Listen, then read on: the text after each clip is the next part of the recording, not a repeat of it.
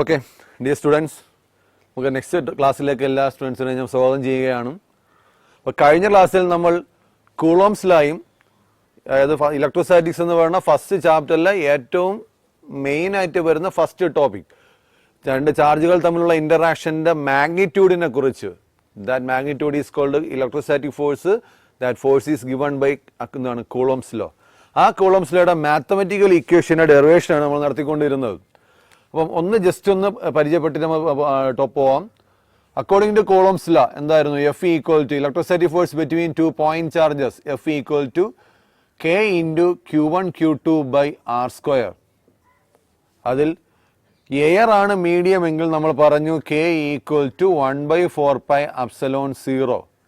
Medium ആണ് എങ്കിൽ മറ്റേതെങ്കിലും മീഡിയത്തിലാണ് പ്ലേസ് ചെയ്തേക്കുന്നതെങ്കിൽ K equal to 1/4πε0 r. Epsilon 0 ആകുമ്പോൾ absolute permittivity of the medium, epsilon 0 ആകുമ്പോൾ absolute permittivity of free space, epsilon r ആകുമ്പോൾ relative permittivity of the medium. Relative permittivity of the medium epsilon 0 ആകുമ്പം absolute permittivity of the free space or vacuum. ഇനി നമുക്ക് അടുത്ത് പറയേണ്ടത് ഈ epsilon 0യെ കുറിച്ച് കുറച്ചുകൂടി ഡീറ്റെയിൽ കാര്യങ്ങൾ പരിചയപ്പെടണം. നമ്മൾ അതിൻ്റെ വാല്യൂ കണ്ടു, അതിൻ്റെ യൂണിറ്റ് കണ്ടു, കെ എന്ന് പറയുന്ന ഈ കോൺസ്റ്റന്റിന്റെ വാല്യൂവും കണ്ടു. കെയുടെ വാല്യൂ എത്രയായിരുന്നു? 9 × 10⁻⁹ newton metre square coulomb ⁻⁻². Okay, ഇനി നമുക്ക് അടുത്ത് പറയേണ്ടത് ഡയമെൻഷൻ ഓഫ് എപ്സിലോൺ 0. എപ്സിലോൺ 0യുടെ ഡയമെൻഷനെ കുറിച്ചാണ് പറയേണ്ടത്. എൻട്രൻസിനൊക്കെ നിങ്ങൾക്ക് വളരെയധികം പ്രതീക്ഷിക്കാവുന്ന ഒരു ക്വസ്റ്റ്യൻ ആണ് എപ്സിലോൺ 0യുടെ ഡയമെൻഷൻ. നിങ്ങളതാ ഇവിടെ നിന്ന് എപ്സിലോൺ 0യ്ക്ക് ഒരു ഇക്വേഷൻ എഴുതിയാണ്. എന്ത് കിട്ടും? എപ്സിലോൺ 0 ഈക്വൽ ടു 4π എന്ത് കിട്ടും? എപ്സിലോൺ 0 നേരെ അങ്ങ് മുകളിൽ പോവും, എഫ് നേരെ അങ്ങ് താഴെ വരും. അപ്പം 1/4π into Q1 Q2 by F into R square. അപ്പം ഡയമെൻഷൻ ഓഫ് എപ്സിലോൺ 0 കണ്ടുപിടിക്കുകയാണെങ്കിൽ 1/4π കോൺസ്റ്റന്റ് ആണ്, ഡയമെൻഷൻ ഇല്ല. ചാർജിന്റെ ഡയമെൻഷൻ നമ്മൾ ഫസ്റ്റ് ക്ലാസ്സിൽ പറഞ്ഞു. ചാർജിന്റെ ഡയമെൻഷൻ എന്തായിരുന്നു? A into T. Current into time, കറണ്ടിന്റെ ഡയമെൻഷൻ ആംപിയർ, ടൈമിൻ്റെത് ടി. അപ്പോൾ A T into A T by ഫോഴ്സിന്റെ dimension ml T⁻⁻² into R square ആകുമ്പം L സ്ക്വയർ. അപ്പം അങ്ങനെയാണെങ്കിൽ therefore ഡയമെൻഷൻ ഓഫ് എപ്സിലോൺ 0 നമുക്ക് എന്ത് കിട്ടും? ഒന്ന് റീഅറേഞ്ച് ചെയ്താൽ മാത്രം മതി. എം നേരെ മുകളിൽ വരും. അപ്പം m⁻⁻1. എൽ ഇവിടെ എൽ ഉണ്ട്, ഇവിടെ ഒരു എൽ സ്ക്വയർ. എൽ സ്ക്വയറും എല്ലും കൂടെ L³ അത് നേരെ മുകളിൽ വരുമ്പം L⁻⁻3. ടി ഇൻറ്റു ടി, ഇവിടെ ഒരു ടി സ്ക്വയർ ഉണ്ട്, താഴെ ഒരു T⁻⁻². T⁻⁻² മുകളിൽ വരുമ്പോഴത്തേക്കും T⁻² ആകും. ആ 2ഉം ഈ T⁻² കൂടെ ചേരുമ്പോൾ എന്ത് ചെയ്യും? T⁻4. പിന്നെ എ ഇൻറ്റു എ സ്ക്വയർ. അപ്പോൾ dimension of epsilon 0 m⁻⁻1 L⁻⁻3 T⁻4 A square. കറണ്ടിന്റെ SI യൂണിറ്റ് അല്ല, കറണ്ടിന്റെ ഡയമെൻഷനായ ആംപിയർ, അതിന്റെ ഇതും കൂടെ ചേർന്ന് വരുമ്പോൾ m⁻⁻1 L⁻⁻3 T⁻4 A square. ഇതാണ് ഡയമെൻഷൻ ഓഫ് എപ്സിലോൺ 0. എപ്സിലോൺ 0 എന്ന് പറഞ്ഞാൽ absolute permittivity of free space or vacuum. Value എത്രയായിരുന്നു എപ്സിലോൺ 0യുടെ? ഓർമ്മയുണ്ടല്ലോ, 8.854 into 10⁻⁻12 coulomb square newton ⁻⁻1 metre ⁻⁻². Okay, അപ്പോൾ ഇത്രയും കാര്യങ്ങൾ വ്യക്തമാണല്ലോ. ഇനി അപ്പോൾ നമ്മൾ കഴിഞ്ഞ ക്ലാസ്സിൽ പറഞ്ഞു രണ്ട് ചാർജുകൾ തമ്മിലുള്ള ഫോഴ്സിന്റെ മാഗ്നിറ്റ്യൂഡ് മാക്സിമം ആകണമെങ്കിൽ നിങ്ങൾക്ക് രണ്ട് ചാർജിനെയും ഫ്രീ സ്പേസ് അല്ലെങ്കിൽ വാക്വത്തിൽ പ്ലേസ് ചെയ്യണം. ഇത് രണ്ടുമല്ലാത്ത മറ്റേത് മീഡിയത്തിൽ വച്ചിരുന്നാലും ഫോഴ്സിന്റെ സ്ട്രെങ്ത് ഡിക്രീസ് ചെയ്യുമെന്ന് പറഞ്ഞു. ഇനി ഇവിടെ നിന്നും നിങ്ങൾക്ക് എൻട്രൻസ് ഓറിയന്റായിട്ട് ചോദിക്കാവുന്ന ഒരു ക്വസ്റ്റ്യനിലേക്ക് നമ്മൾ കടക്കുകയാണ്. ക്വസ്റ്റ്യൻ എന്ന് പറഞ്ഞാൽ if A conductor is placed between two point charges then what will be the force between the charges. രണ്ട് പോയിന്റ് ചാർജുകൾക്കിടയ്ക്ക് നിങ്ങളൊരു മീഡിയം വയ്ക്കുന്നു. ഇവിടെ നിങ്ങൾ വയ്ക്കുന്ന മീഡിയം ഒരു കണ്ടക്ടറാണ്. കണ്ടക്ടർ രണ്ട് ചാർജുകൾക്കിടയിൽ വച്ചിരുന്നാൽ ആ രണ്ട് ചാർജും തമ്മിലുള്ള ഫോഴ്സ് എത്രയാണ്? അപ്പോൾ അത് ചെയ്യാനായിട്ട് നിങ്ങൾ അറിയേണ്ടത് അക്കോർഡിംഗ് ടു കൂളോംസ് ലോ ഒരു മീഡിയത്തിലാണ് എങ്കിൽ, മീഡിയം ഉണ്ട് എങ്കിൽ F equal to 1/4πε0 epsilon r Q1 Q2 by R square എന്നാണ്. ഇനി അടുത്തറിയേണ്ട പോയിന്റ്, ഒരു കണ്ടക്ടറിന്റെ റിലേറ്റീവ് പെർമിറ്റിവിറ്റി വാല്യൂ എത്രയാണ്? ഒരു കണ്ടക്ടറിന്റെ ഡൈഇലക്ട്രിക് കോൺസ്റ്റന്റ് എത്രയാണ്? ഒരു കണ്ടക്ടറിന്റെ റിലേറ്റീവ് പെർമിറ്റിവിറ്റി വാല്യൂ എന്ന് പറയുന്നത് ഇൻഫിനിറ്റി ആണ്. കണ്ടക്ടറിന്റെ റിലേറ്റീവ് പെർമിറ്റിവിറ്റി വാല്യൂ ഇൻഫിനിറ്റി ആണ്. അപ്പോൾ ആ വാല്യൂ നിങ്ങൾ ഇവിടെ സബ്സ്റ്റിറ്റ്യൂട്ട് ചെയ്യുകയാണ് എങ്കിൽ 1/∞. 1/∞ വാല്യൂ എല്ലാവർക്കും അറിയാം, 0 ആണ്. Therefore force F equal to 0. അപ്പം രണ്ട് ചാർജുകളെ നിങ്ങൾ പ്ലേസ് ചെയ്തേക്കുന്നു, ഡിസ്റ്റൻസ് അപ്പാർട്ട് പ്ലേസ് ചെയ്തിരിക്കുന്നു. അതിൻ്റെ ഇടയിൽ ഒരു കണ്ടക്ടറിനെ പ്ലേസ് ചെയ്താൽ ആ രണ്ട് ചാർജുകൾക്കും ഇടയിൽ ഫോഴ്സ് എക്സിസ്റ്റ് ചെയ്യത്തില്ല, ഇലക്ട്രോസ്റ്റാറ്റിക് ഫോഴ്സ് എക്സിസ്റ്റ് ചെയ്യത്തില്ല. ഫോഴ്സിൻ്റെ വാല്യൂ 0 ആയിരിക്കും. ഇതൊരു ഇമ്പോർട്ടൻറ്റ് ക്വസ്റ്റ്യൻ ആണ്. സ്റ്റേറ്റ് സിലബസുകാർക്ക് അങ്ങനെ വലുതായി ചോദിക്കാറില്ല. CBSE അല്ലെങ്കിൽ എൻട്രൻസിനൊക്കെ മിക്കവാറും കിട്ടാവുന്ന ഒരു ക്വസ്റ്റ്യൻ ആണ് ഈ ഫോഴ്സിൻ്റെ സ്ട്രെങ്തിനെ കുറിച്ച്. ഓക്കെ, അപ്പോൾ അതും ക്ലിയർ ആയി. ഇനി നമുക്ക് അടുത്ത പോവേണ്ടത് ചാർജിന്റെ യൂണിറ്റ്. ചാർജിന്റെ യൂണിറ്റിനെ കുറിച്ച് നമ്മൾ കഴിഞ്ഞ ക്ലാസ്സിൽ പറഞ്ഞായിരുന്നു. കഴിഞ്ഞൊരു ക്ലാസ്സിൽ നമുക്ക് ഒന്നുകൂടെ ഒന്ന് പരിചയപ്പെടാം. SI unit of charge.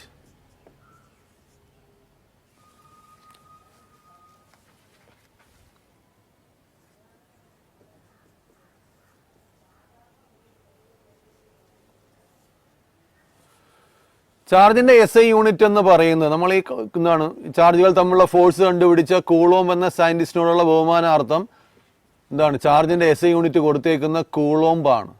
നമുക്കിവിടെ അറിയേണ്ടത് ക്വസ്റ്റ്യൻ ഡിഫൈൻ 1 കൂളോംബ്.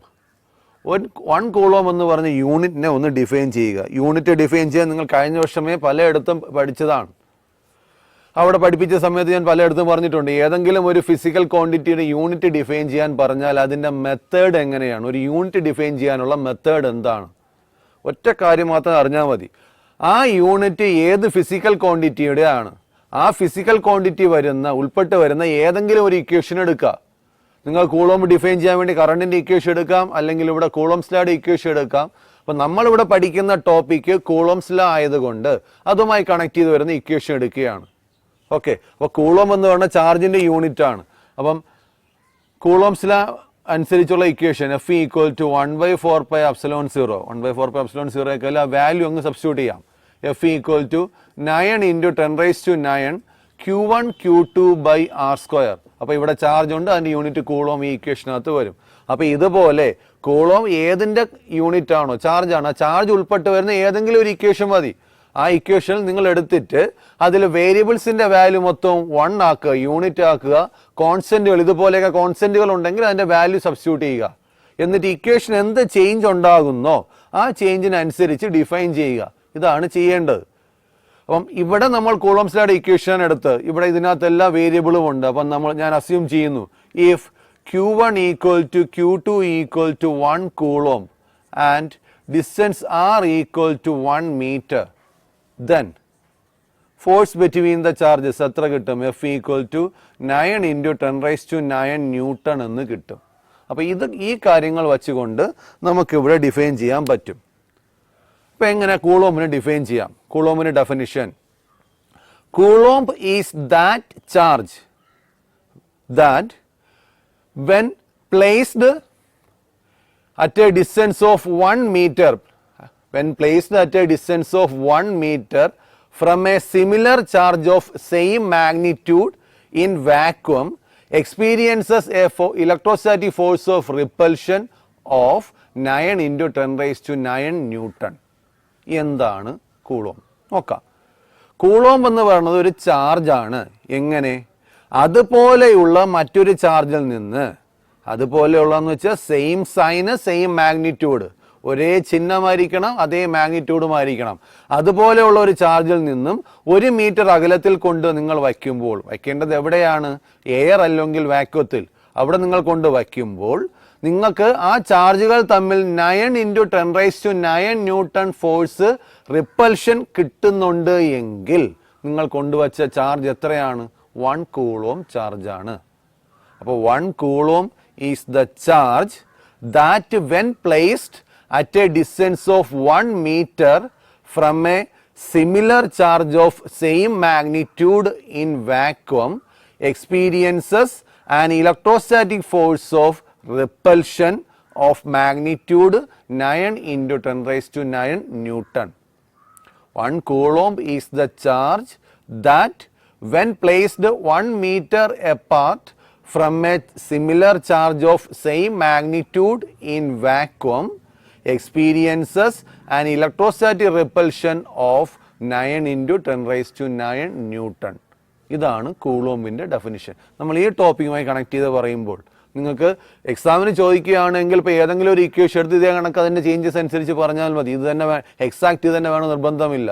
അപ്പോൾ നിങ്ങൾ അറിയേണ്ടത് ഒരു യൂണിറ്റ് എങ്ങനെ ഡിഫൈൻ ചെയ്യാം, അതിൻ്റെ മെത്തേഡാണ് ഞാൻ ഈ എക്സ്പ്ലെയിൻ ചെയ്ത് തന്നത്. അപ്പോൾ ഏത് കോണ്ടെക്സ്റ്റിലായാലും ഒരു യൂണിറ്റ് ഡിഫൈൻ ചെയ്യാൻ ചോദിച്ചാൽ അതിൻ്റെ മെത്തേഡ് ഇങ്ങനെയാണ്. ഓക്കെ, അപ്പം ആ ടോപ്പിക്കും തീർന്നു. നമുക്കിനി അടുത്ത് പോവേണ്ടത് vector form of coulombs law. കാര്യം ഫോഴ്സ് ഒരു വെക്റ്റർ ക്വാണ്ടിറ്റി ആണ്. അപ്പം ആ കൂളോംസ് ലോ അനുസരിച്ചുള്ള ഫോഴ്സിനെ നമുക്ക് എങ്ങനെ വെക്റ്റർ ഫോമിൽ എക്സ്പ്രസ് ചെയ്യാം?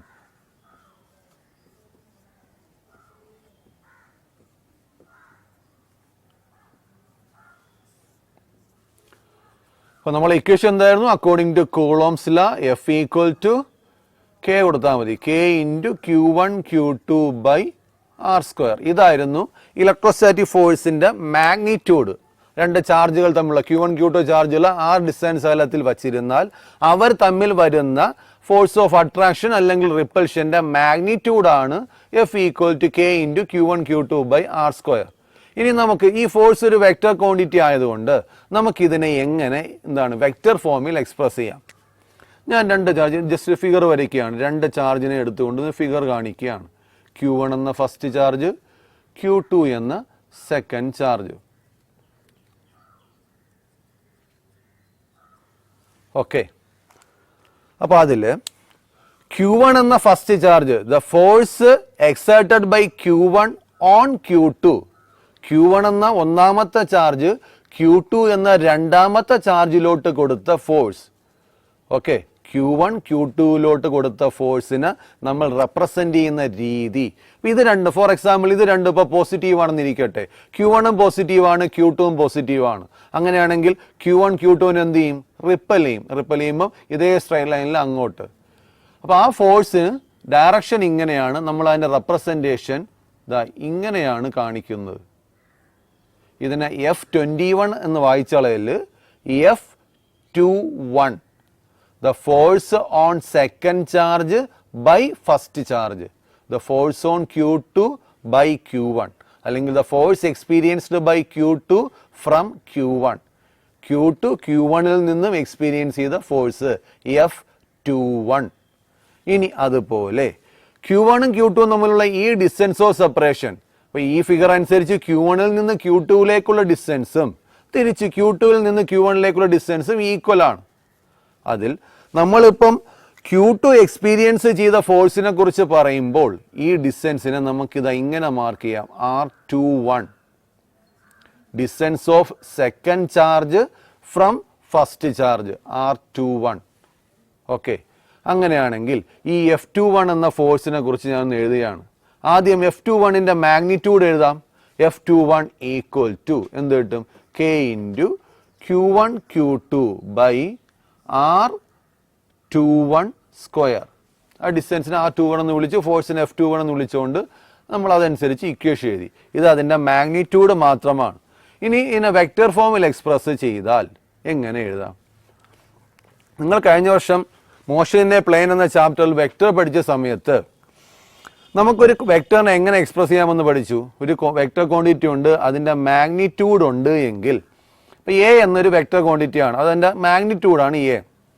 ഈ മാഗ്നിറ്റ്യൂഡിനോടൊപ്പം നിങ്ങൾ അതിൻ്റെ ഒരു യൂണിറ്റ് വെക്റ്റർ എ ക്യാപ്പും കൂടെ ചേർത്ത് കഴിഞ്ഞാൽ എന്തായി? അതൊരു വെക്റ്ററായി. കഴിഞ്ഞ വർഷം പഠിച്ചൊരു സംഭവമാണ്. Vector A equal to magnitude of A, അതായത് എ ഇൻറ്റു എ ക്യാപ്പ്. അപ്പം എ അതിൻ്റെ മാഗ്നിറ്റ്യൂഡായി, എ ക്യാപ്പ് ഡയറക്ഷൻ റെപ്രസെൻറ്റ് ചെയ്തു. അപ്പോൾ അത് വെക്റ്ററായി, മാഗ്നിറ്റ്യൂഡും ഡയറക്ഷനും ചേർന്നപ്പോൾ വെക്റ്ററായി. അതുപോലെ നമുക്ക് ഇവിടെയും എഴുതാം. അപ്പം എഴുതി എന്ത് കിട്ടും? F21 equal to vector F21 equal to K into Q1 Q2 by R21 square into R21 cap. R21 cap എന്ന് പറഞ്ഞാൽ distance of second charge from first. ഇപ്പോൾ ഫസ്റ്റിൽ നിന്ന് സെക്കൻഡിലേക്ക് പോയി കഴിഞ്ഞാൽ ഇതേ ഡയറക്ഷനാണ്. F21ൻ്റെ അതേ ഡയറക്ഷനിലാണ് R21 കിടക്കുന്നത്. അപ്പോൾ ഈ ഡയറക്ഷനിൽ വരുന്ന യൂണിറ്റ് വെക്ടറിനെയാണ് R21 ക്യാപ്പ് എന്ന് പറഞ്ഞത്. അപ്പം F21ൻ്റെ വെക്ടർ ഫോമായി. ഇനി അപ്പോൾ ഇത് ക്ലിയറായി എന്ന് വിശ്വസിക്കുന്നു. ഇനി തിരിച്ച് ഇതേ കണക്ക് സെക്കൻഡ് ചാർജ് ഫസ്റ്റ് ചാർജിലോട്ട് ഫോഴ്സ് കൊടുക്കാമല്ലോ. സെക്കൻഡ് ചാർജ് ഫസ്റ്റ് ചാർജിലേക്ക് കൊടുക്കുന്ന ഫോഴ്സിന് നമുക്ക് എങ്ങനെ റെപ്രസെൻറ്റ് ചെയ്യാം? ആ ഫിഗർ ഞാൻ ഇന്നിവിടെ വരയ്ക്കുകയാണ്. Q1 എന്ന് പറയുന്ന ഫസ്റ്റ് ചാർജ്, Q2 എന്ന് പറയുന്ന സെക്കൻഡ് ചാർജ്. പഴയതുപോലെ രണ്ട് ചാർജും പോസിറ്റീവ് ആണെങ്കിൽ Q2 Q1നെ റിപ്പൽ ചെയ്യും. റിപ്പൽ ചെയ്യുമ്പം ആ ഫോഴ്സ് ഇങ്ങോട്ട് ആക്ട് ചെയ്യും. ഓക്കെ, ആ ഫോഴ്സിനെ നമ്മൾ നേരത്തെ കൊടുത്ത സെയിം മെത്തേഡിൽ എന്താണ് നെയിം ചെയ്താൽ എങ്ങനെ പറയാം? ആദ്യം ഏത് ചാർജാണോ എക്സ്പീരിയൻസ് ചെയ്യുന്നത് അതിൻ്റെ നമ്പർ, രണ്ടാമത് ആരാണോ കൊടുക്കുന്നത് അതിൻ്റെ നമ്പർ. അപ്പോൾ അതനുസരിച്ചാണെങ്കിൽ എന്ത് കിട്ടും? F12 force on first charge from the second charge, F12. അതുപോലെ ഈ ഡിസ്റ്റൻസ് നമ്മൾ നേരത്തെ R21 എന്ന് വിളിച്ചു. ഇവിടെ നമ്മൾ ഒന്നാമത്തെ ചാർജിനെ കുറിച്ചാണ് പറയുന്നത്. അപ്പോൾ distance of Q1 from Q2, Q2വിൽ നിന്ന് Q1ലേക്കുള്ള ഡിസ്റ്റൻസ്. അപ്പം ഇതിനെ R12 എന്നും വിളിക്കാം. ആ R12ൻ്റെ ഡയറക്ഷൻ, ഇത് ആക്ട് ചെയ്യുന്ന ഡയറക്ഷൻ ഇങ്ങോട്ടാണ്, R12 എന്ന ഡിസ്റ്റൻസ്. ഓക്കെ, അങ്ങനെയാണെങ്കിൽ F12ൻ്റെ വെക്റ്റർ ഫോമിൽ ഡയറക്റ്റ് വെക്റ്റർ ഫോം പറഞ്ഞാൽ എന്ത് കിട്ടും? F12 vector equal to K into Q1 Q2 by R12 square into R12 cap.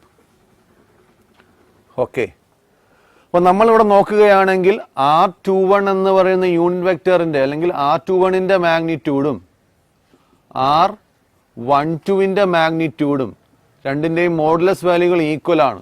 രണ്ടിൻ്റെയും മോഡുലസുകൾ ഈക്വൽ ആയതുകൊണ്ട് ഇത് രണ്ട് ഫോഴ്സിനും മാഗ്നിറ്റ്യൂഡുകൾ ഈക്വൽ ആണ്. ഒന്ന് ഒരു വെക്ടറിൻ്റെ ഡയറക്ഷൻ R21 ഡയറക്ഷനിൽ അങ്ങോട്ടും, മറ്റത് R12 ഡയറക്ഷനിൽ തിരിച്ചും. ഇത്രയേ ഉള്ളൂ ഡിഫറൻസ്. ഇനി ഈ രണ്ട് ഇക്വേഷനും കൂടെ ക്ലബ് ചെയ്തുകൊണ്ട്, രണ്ടും കൂടെ നിങ്ങൾ കമ്പൈൻ ചെയ്തുകൊണ്ട് ഇൻ ജനറൽ ഒറ്റ ഇക്വേഷനായിട്ട് മാറ്റി പറഞ്ഞാൽ, കൂളോംസ് ലായെ നിങ്ങൾ വെക്റ്റർ ഫോമിൽ ഒറ്റ ഇക്വേഷനായിട്ട് മാറ്റി പറഞ്ഞാൽ അതിൻ്റെ ഫോം ഇതാണ്. Vector F equal to K into Q1 Q2 by R square into R cap. Okay, vector F equal to K into, Kക്ക് വേണമെങ്കിൽ വാല്യൂ അവിടെ കൊടുക്കാം 1/4πε0, K ഇൻറ്റു അല്ലെങ്കിൽ 1/4πε0 into Q1 Q2 by R square into R cap. അപ്പോൾ ഇതാണ് coulombs ലായുടെ vector form. ഇനി ഈ ടോപ്പിക്കിൽ നമുക്ക് ഒരു കാര്യം കൂടെ ജസ്റ്റ് ഒന്ന് പറയാനുണ്ട്. നിങ്ങൾ എൻട്രൻസ് എഴുതാൻ താല്പര്യമുള്ള കുട്ടികളാണ് എങ്കിൽ എൻട്രൻസിന് ചെല്ലുന്ന സമയത്ത് the vector form of coulombs ലാ എന്ന് പറഞ്ഞിട്ട് 4 ഓപ്ഷൻ തരും. പക്ഷെ നമ്മൾ ഈ കണ്ട ഓപ്ഷനുകളൊന്നും ചിലപ്പോൾ അതിനകത്ത് കാണത്തില്ല. അതിന് പ്രാക്ടിക്കലായിട്ട് നമുക്ക് ഇതിനെ മറ്റൊരു രീതിയിലും കൂടെ എക്സ്പ്രസ് ചെയ്യാം. എങ്ങനെയെന്ന് പറഞ്ഞാൽ നമ്മൾ ഈ കണ്ട ഈ സംഭവം തന്നെ മറ്റൊരു രീതിയിൽ വെക്റ്റർ ഫോമിൽ എഴുതിയാൽ എങ്ങനെ എഴുതാം? നമ്മൾ വെക്റ്റർ R എന്ന് പറയുന്നത് നമ്മൾ തൊട്ടുമുമ്പ് പറഞ്ഞു. എന്താണ് വെക്റ്റർ R എന്ന് പറഞ്ഞാൽ? അതിൻ്റെ മാഗ്നിറ്റ്യൂഡ് ഇൻറ്റു R ക്യാപ്പ് ആണ്. അപ്പോൾ ഇവിടെ നിന്ന് R ക്യാപ്പിനെ ഒന്ന് മാറ്റി എഴുതിയാൽ R cap is equal to എന്ത് കിട്ടും? R cap is equal to vector R by R എന്ന് കിട്ടും. അങ്ങനെയാണെങ്കിൽ ഇതാ ഈ ഇക്വേഷൻ നമ്മളൊന്ന് മാറ്റി എഴുതിയാൽ vector F equal to K into Q1 Q2 by R square ആണ്. പക്ഷേ ഈ ആറും കൂടെ ചേരുമ്പം R ക്യൂബ് ഇൻറ്റു R ക്യാപ്പിന് പകരം R വെക്റ്റർ. യൂണിറ്റ് വെക്റ്റർ ഉപയോഗിക്കുന്നതിന് പകരം ഡയറക്റ്റ് വെക്റ്റർ ഉപയോഗിക്കുകയാണ്. അപ്പം ഇതിൻ്റെ മാഗ്നിറ്റ്യൂഡിനകത്ത് ഒരു 6 വരും, ഇവിടെ നിന്ന് ഒരു 6 കൂടെ കട്ട് ചെയ്ത് പോകും. പഴയതുപോലെ R സ്ക്വയർ തന്നെ. പക്ഷേ ഇവിടെ നിങ്ങൾ യൂണിറ്റ് വെക്റ്റർ ആണെങ്കിൽ R സ്ക്വയർ മതി, ഡയറക്റ്റ് വെക്റ്റർ പറയുകയാണെങ്കിൽ R ക്യൂബ് പറയണം. അപ്പോൾ ഇതാണ് കൂളോംസ് ലായുടെ വെക്റ്റർ ഫോമുമായി ബന്ധപ്പെട്ട കാര്യങ്ങൾ. എല്ലാവർക്കും മനസ്സിലായി എന്ന് വിശ്വസിക്കുന്നു. കാര്യങ്ങളെല്ലാം വളരെ സിമ്പിളാണ്. വെക്റ്ററിനെ കുറിച്ച് ബേസിക് ഐഡിയ ഉണ്ടെങ്കിൽ സിമ്പിളായിട്ട് വളരെ പെട്ടെന്ന് തന്നെ നിങ്ങൾ കാര്യങ്ങൾ മനസ്സിലാക്കിയെടുക്കാൻ പറ്റും. ഓക്കെ, നെക്സ്റ്റ് നമുക്ക് പോകാനുള്ള ടോപ്പിക് എന്ന് പറയുന്നത്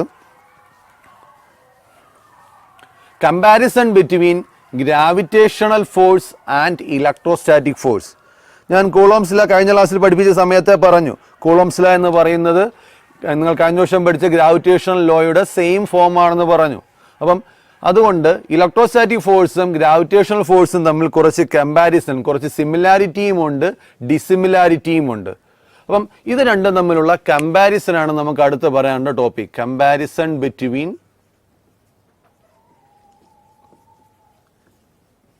gravitational force and electrostatic force.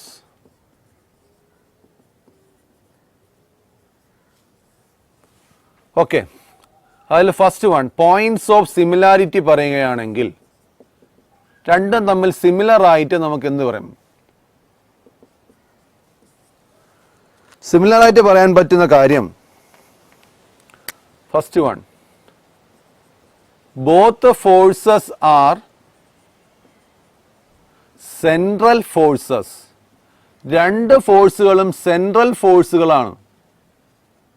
Okay, എന്താണ് ഒരു സെൻട്രൽ ഫോഴ്സ് എന്ന് പറയുന്നത്? ഒരു ഫോഴ്സിനെ സെൻട്രൽ ഫോഴ്സ് എന്ന് പറയണമെങ്കിൽ ആ ഫോഴ്സ് ആക്ട് ചെയ്യുന്നത് ആ രണ്ട് ബോഡിയും കണക്ട് ചെയ്യുന്ന ലൈൻ, സ്ട്രൈറ്റ് ലൈനിൽ കൂടെ ആയിരിക്കണം. ഒരു ഫോഴ്സ്, രണ്ട് ബോഡികൾ തമ്മിലുള്ള ഫോഴ്സ്, അത് ഗ്രാവിറ്റേഷണൽ ഫോഴ്സോ ഇലക്ട്രോസ്റ്റാറ്റിക് ഫോഴ്സോ എന്ത് ഫോഴ്സ് ആയാലും അവയ്ക്ക് ഇടയിൽ എക്സിസ്റ്റ് ചെയ്യുന്ന ഫോഴ്സിനെ നിങ്ങൾ സെൻട്രൽ ഫോഴ്സ് എന്ന് വിളിക്കണമെങ്കിൽ ആ ഫോഴ്സിന്റെ ലൈൻ ഓഫ് ആക്ഷൻ ആ രണ്ട് ബോഡിയും കണക്ട് ചെയ്യുന്ന സ്ട്രൈറ്റ് ലൈൻ ആയിരിക്കണം. അങ്ങനെ സ്ട്രൈറ്റ് ലൈനിലാണ് എങ്കിൽ, ലൈൻ ഓഫ് ആക്ഷൻ സെയിം തന്നെയാണ് എങ്കിൽ അത്തരം ഫോഴ്സുകളെയാണ് സെൻട്രൽ ഫോഴ്സ് എന്ന് പറയുന്നത്. ഇവിടെ ഗ്രാവിറ്റേഷണൽ ഫോഴ്സും ഇലക്ട്രോസ്റ്റാറ്റിക് ഫോഴ്സും ഇത് രണ്ടും എന്താണ്? സെൻട്രൽ ഫോഴ്സ് ആണ്. രണ്ടും രണ്ട് ബോഡികളെയും കണക്ട് ചെയ്യുന്ന ലൈനിൽ കൂടിയാണ് ആക്ട് ചെയ്യുന്നത്. രണ്ടാമത്തെ സിമിലാരിറ്റി പറയുകയാണ് എങ്കിൽ ബോത്ത് ഫോഴ്സസ്, രണ്ട് ഫോഴ്സുകളും എന്ത് ചെയ്യുന്നുണ്ട്? ഒബെയ്സ് ഇൻവേഴ്സ് സ്ക്വയർ ലോ. രണ്ട് ഫോഴ്സുകളുടെയും ലോ നിങ്ങൾ നോക്കുകയാണെങ്കിൽ രണ്ടിനകത്തും ഇൻവേഴ്സ് സ്ക്വയർ ഡിസ്റ്റൻസുകൾ വന്നിട്ടുണ്ട്. അതായത് ഗ്രാവിറ്റേഷണൽ ഫോഴ്സിന്റെ ഇക്വേഷൻ പറയുകയാണെങ്കിൽ F G M M by R square അല്ലെങ്കിൽ M1 M2 by R square ആയിരുന്നു. ഇലക്ട്രോസ്റ്റാറ്റിക് ഫോഴ്സ് പറയുമ്പോൾ എന്തായിരുന്നു? K into Q1 Q2 by R square. അപ്പോൾ രണ്ടിലും ബൈ ആർ സ്ക്വയർ, രണ്ടും ഇൻവേഴ്സ് സ്ക്വയർ ലോ ഒബേ ചെയ്യുന്നുണ്ട്. മൂന്നാമത്തെ എന്ന് പറഞ്ഞു കഴിഞ്ഞാൽ രണ്ട് ഫോഴ്സുകളും, അതായത് both forces are conservative forces. Conservative non conservative ഫോഴ്സുകൾ എന്താണെന്ന് കഴിഞ്ഞ വർഷം വർക്ക് എനർജി പവർ എന്ന് പറയുന്ന ചാപ്റ്ററിൽ പഠിച്ചൊരു കാര്യമാണ്. എന്തായിരുന്നു? ഒരു ഫോഴ്സിനെ കൺസർവേറ്റീവ് എന്ന് കൺസിഡർ ചെയ്യണമെങ്കിൽ ആ ഫോഴ്സ് ചെയ്യുന്ന വർക്ക് ഡൺ പാത്തിന് ഇൻഡിപെൻഡന്റ് ആയിരിക്കണം. ഒരു ഫോഴ്സ് ചെയ്യുന്ന വർക്ക് ഡൺ പാത്തിനെ ഡിപ്പെൻഡ് ചെയ്യുന്നില്ല എങ്കിൽ അത്തരം ഫോഴ്സുകൾ കൺസർവേറ്റീവ് ഫോഴ്സ് ആണ്. ഇവിടെ ഗ്രാവിറ്റേഷണൽ ഫോഴ്സും ഇലക്ട്രോസ്റ്റാറ്റിക് ഫോഴ്സും രണ്ടും കൺസർവേറ്റീവ് ആണ്. അത് ഒന്നാണ്, രണ്ടിനിടയ്ക്കുള്ള പാത്തിന് ഇൻഡിപെൻഡന്റ് ആണ് വർക്ക് ഡൺ. വർക്ക് ഡണുകൾ പാത്തിനെ ഡിപ്പെൻഡ് ചെയ്യുന്നില്ല. ഇനി നാലാമത്തെ സിമിലാരിറ്റി പറയുകയാണെങ്കിൽ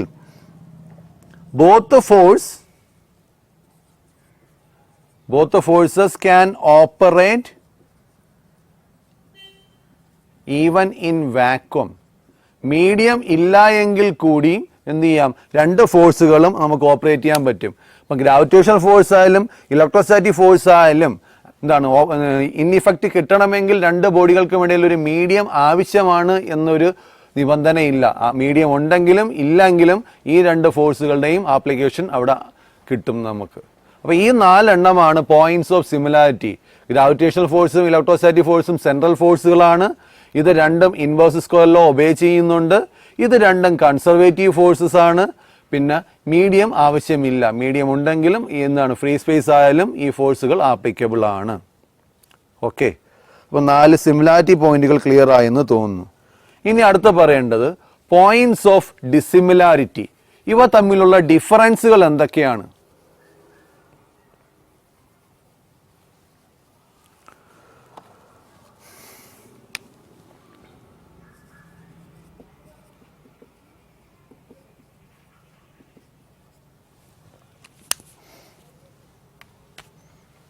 ഫസ്റ്റ് വൺ പറഞ്ഞാൽ ഗ്രാവിറ്റേഷണൽ ഫോഴ്സ് എല്ലായ്പ്പോഴും എന്താണ്, അട്രാക്റ്റീവ് മാത്രമേ ഉള്ളൂ, ഒരിക്കലും റിപ്പൾസീവ് ഇല്ല. Gravitational force always attractive, while the electrostatic force എന്ന് പറഞ്ഞാൽ എന്താണ്, ഇതർ അട്രാക്റ്റീവ് ഓർ റിപ്പൾസീവ്. ഇത് അട്രാക്റ്റീവുമാവാം അല്ലെങ്കിൽ റിപ്പൾസീവുമാവാം. രണ്ട് നേച്ചറും കാണിക്കുന്നുണ്ട്. പക്ഷേ ഗ്രാവിറ്റേഷൻ ഫോഴ്സിന് ഒരൊറ്റ നേച്ചറേ ഉള്ളൂ, അതെല്ലാം ഇപ്പോഴും എന്താണ്? അട്രാക്റ്റീവ് നേച്ചറാണ്. ഇനി രണ്ടാമത് പറഞ്ഞു കഴിഞ്ഞാൽ, രണ്ടാമത്തെ ഡിസിമിലാരിറ്റി പറഞ്ഞാൽ gravitational force does not depend on the nature of the medium. മീഡിയത്തിൻ്റെ സ്വഭാവത്തെ ഗ്രാവിറ്റേഷണൽ ഫോഴ്സ് ഡിപ്പെൻഡ് ചെയ്യുന്നില്ല. ഏത് മീഡിയം ആയാലും ഗ്രാവിറ്റേഷണൽ കോൺസ്റ്റന്റ് നിങ്ങൾ അവിടെ പഠിച്ച ജിക്ക് ഒരൊറ്റ വാല്യൂ ആണ്. അതേസമയം നമ്മളിപ്പോൾ നേരത്തെ കണ്ടു ഇലക്ട്രോസ്റ്റാറ്റിക് ഫോഴ്സ് അങ്ങനെയല്ല. മീഡിയം ചേഞ്ച് ചെയ്യുന്നതനുസരിച്ച് എന്താണ് ആ കോൺസ്റ്റന്റ് കെയുടെ വാല്യൂ ചേഞ്ച് ചെയ്യും. 1/4πε0 എപ്സിലോൺ അങ്ങനെ മാറിക്കൊണ്ടിരിക്കും. ഓക്കെ, അപ്പം ഇലക്ട്രോസ്റ്റാറ്റിക് ഫോഴ്സ് എന്ത് ചെയ്യുന്നുണ്ട്? Depend on the medium. മീഡിയത്തെ ഡിപ്പെൻഡ് ചെയ്യുന്നുണ്ട്. മൂന്നാമത്തെ ഡിസിമിലാരിറ്റി എന്ന് പറയുന്നത് electrostatic force is extremely large than the gravitational force. രണ്ട് പാർട്ടിക്കിൾ തമ്മിലുള്ള ഗ്രാവിറ്റേഷണൽ ഫോഴ്സിനെക്കാളും വളരെ വളരെ വലുതായിരിക്കും അവർ തമ്മിലുള്ള electrostatic force. Electrostatic force is extremely larger than the gravitational force between two particles. ഒരു എക്സാമ്പിൾ അതിന് പറയുകയാണ് എങ്കിൽ, രണ്ട് ഇലക്ട്രോണുകൾ തമ്മിലുള്ള ഗ്രാവിറ്റേഷണൽ ഫോഴ്സ് നമുക്കതിൻ്റെ റേഷ്യോ ആയിട്ട് പറയാം, അതായിരിക്കും കുറച്ചുകൂടെ better. F E electrostatic force by F gravitational ഈ എന്ന് പറയുന്നത് എന്താണ്? രണ്ട് ഇലക്ട്രോണിൻ്റെ കേസിലാണെങ്കിൽ ഇത് 10⁻43 ആണ്. രണ്ട് ഇലക്ട്രോണുകളുടെ കേസിൽ അവർ തമ്മിലുള്ള ഗ്രാവിറ്റേഷണൽ ഫോഴ്സ് അവർ തമ്മിലുള്ള ഇലക്ട്രോസ്റ്റാറ്റിക് ഫോഴ്സിനെക്കാളും 10⁻43 ടൈംസ് ലെസർ ആണ്.